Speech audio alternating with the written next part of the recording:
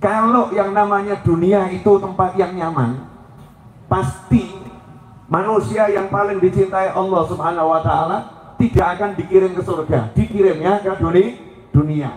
Dah, kamu tinggal di dunia saja, jangan pindah. Para nabi dan rasul tidak akan dibawa ke akhirat, sama Allah akan disuruh udah tinggal saja di dunia, karena dunia itu tempat yang nyamannya luar biasa. Tetapi ternyata semua yang dicintai Allah Subhanahu wa Ta'ala satu demi satu sesuai urutannya dipanggil untuk pindah ke tempat yang jauh lebih hebat, jauh lebih baik, jauh lebih bagus, dan tempat itu tidak layak ditempatkan di tempat yang buruk, tidak layak ditempatkan di tempat yang kotor, tidak layak ditempatkan di dunia. Dunia disebut dunia dari kata adani, sesuatu yang rendah, sesuatu yang hina, maka tempat itu tidak layak ya diletakkan di tempat yang kotor dan rendah. Tempat itu namanya al-jannah atau taman yang indahnya luar biasa, atau surga yang penuh dengan kenikmatan tiada tara, diletakkan oleh Allah Ta'ala di alam sana. Kenapa disebut alam sana? Saking hebatnya, saking besarnya, seakan-akan kita susah menjangkaunya. Sono ya, ada di sono, saking besarnya. Para ulama mengatakan alam akhirat itu kalau dibanding dengan alam dunia semuanya, baik yang zahir maupun yang gak zahir, yang nyata maupun yang kasat mata, baik alam dalam dunia maya ya maupun dalam dunia yang jelas seperti ini, dunia jin maupun dunia manusia, semuanya dikumpulkan jadi satu, dibandingkan dengan akhirat seperti sebutir debu ya, dengan padang Sahara yang luasnya seluruh dunia. Yang seluruh dunia itu akhirat, sebutir debu itu dunia dan segala isinya. Bahkan nilainya dunia menurut yang menciptakan dunia siapa? Allah Subhanahu wa Ta'ala. Nilainya dunia menurut Allah Subhanahu wa Ta'ala la ta'adul janaha ba'udah, tidak sepadan dengan sebelah sayap nyamuk. Artinya nilainya rendahnya luar biasa. Ikhwani rahimakumullah, sekarang saya mau nanya, tolong dijawab jujur, boleh ya? Tambah tua itu tambah seger atau tambah serba? Tambah seger atau tambah serba? Ya, saya nggak mau ngomong karena saya tambah tua. Tambah tua itu katanya serba badan, ya begitu ya. Yang namanya orang tuh kalau tambah tua, jalannya saja jauh dikit sudah ngos-ngosan. Rasanya tuh masih umurnya 17 tahun, bergaya lari gitu ya, lari sampai ujung masuk rumah sakit. Ya, sampai ujung masuk rumah sakit. Gak kuat, badannya gak kuat. Mata, Masya Allah, dulu saya bisa lihat semua ini, baca muda. Sekarang dijauhkan, gak kelihatan, didekatkan gak kelihatan. Itu mata. Gigi, Masya Allah, dulu yang namanya balung itu ya, tulang ya, digigit hancur tulangnya. Sekarang daging digigit, giginya yang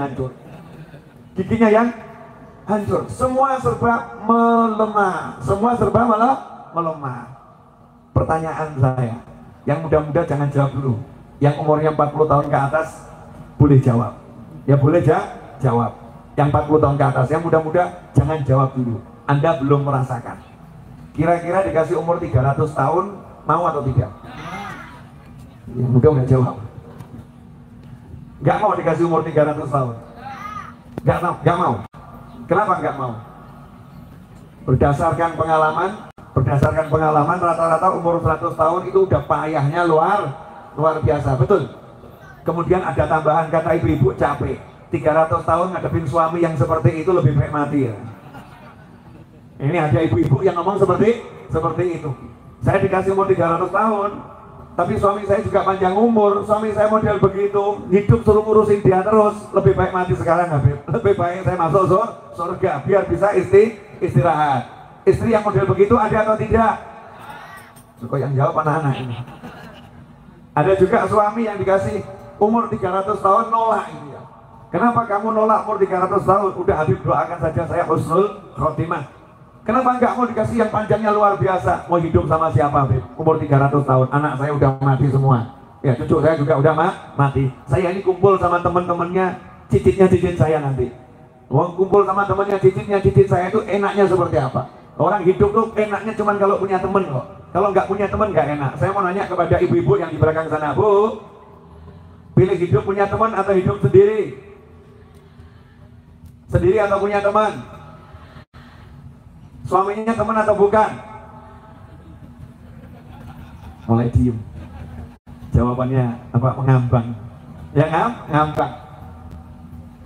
Begini. Ini biar jawabnya enak. Anda dikasih uang 1 triliun. Mau tidak? Mau. Tapi dinaikkan pesawat ruang angkasa tanpa teman selama 2 tahun. 1 triliun cash masuk ke rekening. Masuk. Tapi Anda diterbangkan naik pesawat ruang angkasa. Ya. Sendiri tanpa teman 2 tahun di dalam pesawat ruang angkasa. Mau atau nolak? Mau atau nolak? Kamu waras atau gila? 1 triliun. 1 triliun. Kamu tolak? Tolak. Kenapa? Gak ada teman. Jadi kalau gak ada teman, 1 triliun gak ada artinya. Betul? Berarti temanmu harganya lebih dari 1. Lah kenapa udah punya teman masih ngeluh gak punya duit?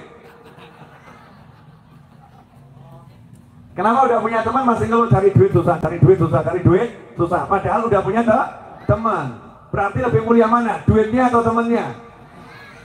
Kalau gak istiqomah menjawabnya gak istiqomah. Jadi orang semakin tua itu semakin kehilangan temannya. Maaf Bapak Ibu sekalian yang umurnya udah 60 tahun ya, atau mungkin pasangan hidupnya sudah meninggal. Kenyataan hidup di dunia saat ini dengan pemahaman-pemahaman yang gak benar karena salah didik orang tua.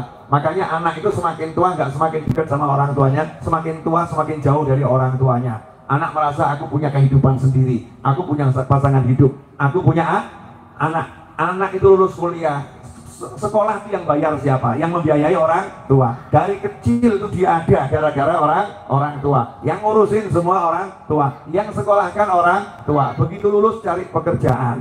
Cari pekerjaan misalnya sekolahnya di Bandung, kuliahnya di Bandung, orang tuanya tinggal di Bandung. Di Bandung dapat gaji misal gitu ya, gajinya UMR, UMR. Kemudian ada tawarannya di Batam, gajinya 10 kali lipat UMR.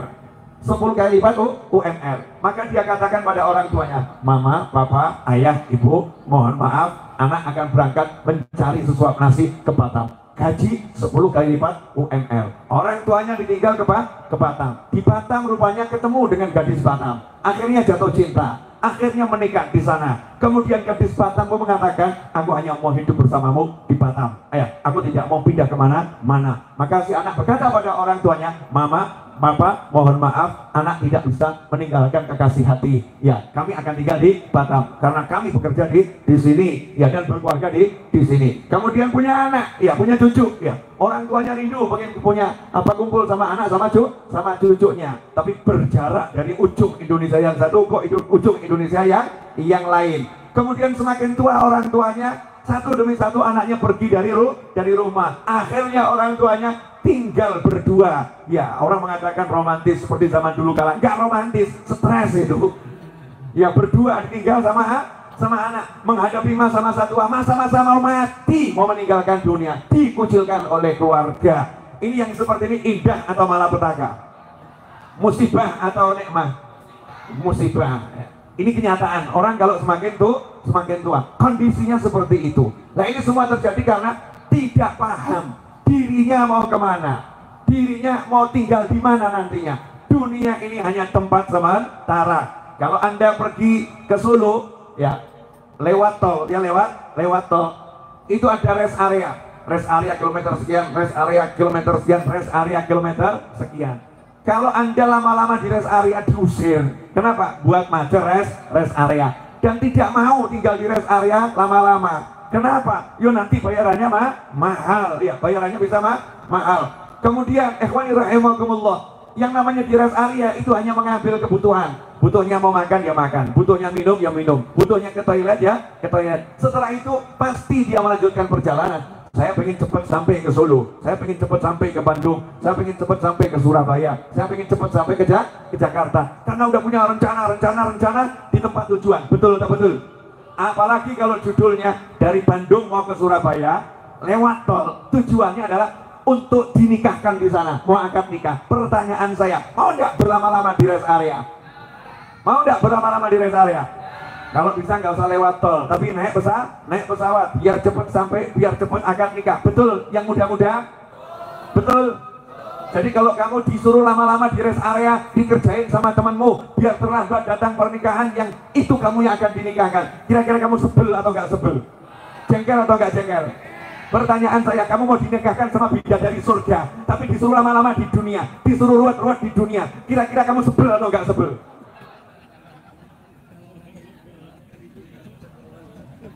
Oh, ulangi ya. Kalau lagi. Pemuda-pemuda kaum muslimin yang dimuliakan Allah Ta'ala, ibu-ibu gak ada bidadari ya? Kita bicara bidadari dulu ya Bu ya, bidadari dulu. Buat yang muda-muda saya kasih tahu, yang tua-tua saya kasih tahu, buat muslimin yang laki-laki, kalian sudah disiapkan bidadari yang kecantikannya itu, kalau satu bajunya bidadari itu ada kancingnya, tapi kancingnya jangan kamu bayangkan kancingnya macam-macam. Kancing pokoknya kancing itu ya. Karena bidadari itu ya sesuai SOP langit, nutup aurat. Makanya orang-orang yang suka lihat aurat terbuka tidak akan bisa melihat auratnya bidadari. Update status. Yang suka lihat aurat terbuka tidak akan bisa lihat auratnya bidadari. Kasihan. Sanore. Ulangi. Yang suka lihat aurat terbuka tidak akan bisa lihat aurat bidadari. Masya Allah. Hadir orangnya? Loh, kita ini ya ngaku ya, mata masih seperti ini, makanya ya istighfari, astagfirullah. Mudah-mudahan diampuni Allah Ta'ala, amin. Kancingnya bidadari ini kalau jatuh dari surga sana jatuh, kemudian muncul ke alam nyata, alam nyata, itu semua yang namanya matahari, semua yang namanya cahaya akan jadi redup kalah dengan sinarnya kancingnya bidadari ini. Bayangkan kalau kancingnya saja membuat engkau silau, kancingnya saja berkilau, kira-kira bidadarinya seperti apa? Terus kamu masih mau lama-lama di dunia, masih mau mikir cari duit, pusing-pusing sama duit, masih mau ruwet-ruwet, suruh macet-macet, masih mau. Kok diam semua kenapa? Jadi kesimpulannya pengen cepat mati atau panjang umur? Husnul Khatimah. Ya jangan cepat-cepat mati, karena khairukum man tala umruhu wa hasuna amaluh. Yang terbaik di antara kalian yang panjang umurnya dan baik amalnya. Panjang umur, baik amal, itu yang terbaik. Tapi orang-orang soleh nggak ada yang betah dengan bumi, dengan dunia ya, nggak ada yang betah dengan dunia. Karena nggak nyaman di dunia ini, semua serba nggak enak. Jauh dengan yang dicintai, jauh dengan Nabi Muhammad Sallallahu Alaihi Wasallam. Begitu beliau meninggalkan dunia ini, langsung dekat dengan Rasulullah SAW. Makanya orang-orang soleh gak pernah mau punya dunia. Dunia itu diletakkan di luar semua. Karena begitu punya dunia, mikir dunia, masuk dunia dalam hati, jauh dari Nabi Muhammad SAW. Begitu berada di luar dunia, ketemu dengan Nabi Muhammad SAW. Mati sebelum mati, hidup sebelum hidup. Kenapa? Karena udah berpisah dengan dunia. Yang paham, silakan paham. Yang nggak paham, jangan paksakan diri untuk paham. Tunggu sampai waktunya, nanti insya Allah akan paham. Ikhwani rahimakumullah. Bu, ibu nanti kalau di surga dapat bidadara tidak? Pertanyaan ini. Saya ditanya sama orang, Habib, surga tidak adil. Masya Allah. Berani kritik surga. Ini akhir zaman ya. Manusia mengkritik surga. Surga tidak adil. Surga tidak adil. Nah kalau udah berani mengkritik surga, berani mengkritik yang menciptakan surga. Ini kan kekurangan ajaran tingkat tinggi. Tapi ya nggak apalah dilayani. Mungkin orang nggak paham ya. Kenapa kalau dibilang nggak adil? Karena di surga itu cuma pria yang mendapatkan bidadari. Perempuan tidak mendapatkan bidadari. Loh, kamu mau LGBT? Perempuan sama perempuan nggak boleh. Perempuan sama laki-laki, laki-laki sama perempuan. Nah kenapa wanita tidak diberi bidadari di surga? Oh, simpel jawabannya. Karena Allah sudah menciptakan wanita itu jumlahnya jauh lebih banyak dari kaum pria. Jauh lebih banyak daripada kaum pria. Makanya 1:4. Karena wanita itu jauh lebih banyak. Nah karena wanitanya jauh lebih banyak, sementara prianya sedikit. Dan Rasul bersabda SAW, aku telah melihat neraka, kebanyakan kaum wanita tempatnya di neraka. Nah karena banyak wanita yang masuk neraka, sedikit wanita di surga, sehingga sedikitnya wanita di surga ini belum cukup untuk melayani kebutuhan pria-pria yang ada di surga. Makanya sama Allah dikasih bidadari sebagai suplai tambahan untuk kaum pria. Gitu loh Bu. Kok Ibu lihat saya nggak enak kenapa? Lebih banyak pria-pria yang di surga, sedikit wanita yang di surga. Lah saya masuk yang mana? Ya insya Allah ibu masuk yang sedikit. Ya insya Allah masuk yang sedikit. Di surganya Allah Subhanahu wa Ta'ala. Ciri-ciri wanita yang akan masuk surga yang seperti apa? Yang tidak seperti ini. Wanita yang akan masuk surga adalah wanita yang tidak seperti ini. Yang tidak bagaimana? Wanita yang tidak akan masuk surga adalah wanita yang suka melupakan jasa suami. Ibu tidak kok Bu? Bu, ibu suka nggak melupakan jasa suami? Terutama kalau ibu lagi ngambek. Ibu kalau ngambek kan bilang sama suami toh, terima kasih, memang kamu baik, semua baju di lemari kamu yang belikan. Terima kasih, memang kamu kalau waktu aku ulang tahun, kamu kasih kado aku bagus-bagus. Terima kasih, kamu udah capek-capek kerja untuk cari nafkah untuk keluarga, tapi aku sebel sama kamu. Gitu gak Bu? Atau sebaliknya begini, dasar laki-laki memang gak pernah punya perasaan, gak pernah ngerti, istri ulang tahun gak pernah diberikan kado, padahal baru hari itu lupa, bertahun-tahun selalu diberi kado. Dasar suami, istri aja minta baju satu gak dibelikan, gak pernah memang kamu belikan baju untuk istrimu, padahal satu lemari yang belikan baju adalah suaminya. Istri yang model begini ada tidak? Bu, Ibu, ada tidak yang seperti itu? Nah, yang model begitu kalau belum tobat tidak akan masuk surga. Kemudian, ikhwani rahimakumullah, kalau udah gambarannya ringkas, saya belum ceramah nih. Jangan dibilang saya udah ceramah, belum. Itu baru 24 menit. Baru 24 menit bicara, ini mukadimah, gambaran saja, gambaran. Kalau orang mau nikah pengen cepat-cepat tinggalkan rest area. Kalau orang dikasih surga dan segala nikmatnya, mestinya ya nggak betah tinggal di dunia, betul? Saya ini nggak betah tinggal di dunia. Sudah pengen cepet-cepet pindah ke sana, tapi nunggu kalian berangkat duluan. Asli bener. Jadi saya pengen segera pindah ke sana, tapi saya nunggu kalian berangkat duluan. Kenapa tuh kalian nggak berangkat duluan?